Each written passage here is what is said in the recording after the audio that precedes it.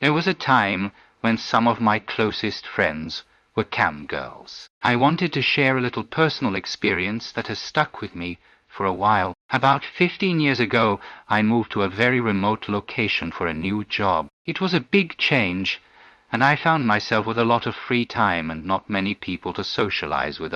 I'd always been a bit of an introvert, so I didn't mind the solitude at first, but eventually it started to get a little isolating. That's when I stumbled upon cam sites. Now, I know most people would assume that cam girls are just in it for the money, and yes, I'm sure that's true for many of them. But for me, I was barely paying anyone. I just started hanging out in free chat rooms while I was doing household stuff or watching TV. I just casually chat with these girls, and over time we'd develop a bit of a rapport. It wasn't anything overtly personal or deep, just friendly banter.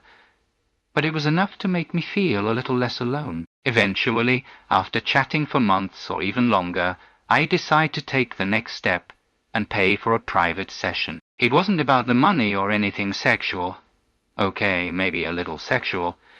It was more about the connection. After spending so much time talking, I felt like they deserved to at least know what I looked like. They were more than just random strangers to me at that point. Some of them seemed to genuinely enjoy my company, and I definitely enjoyed theirs. I remember one girl in particular. We'd been chatting for nearly a year before I took her private. When I did, she made me promise that it wouldn't make things weird between us. That stuck with me because it showed that she valued the friendship we'd built, even if it was through a webcam. Eventually, I stopped going on those sites. The whole dynamic changed as I started to build a life outside of that bubble. But every now and then, I'll check back on those sites to see if any of those familiar faces are still around. None of them are, and I can't help but miss them sometimes. I hope they're all doing well and that they're happy. It's kind of funny how sometimes the most unlikely people become an important part of your life,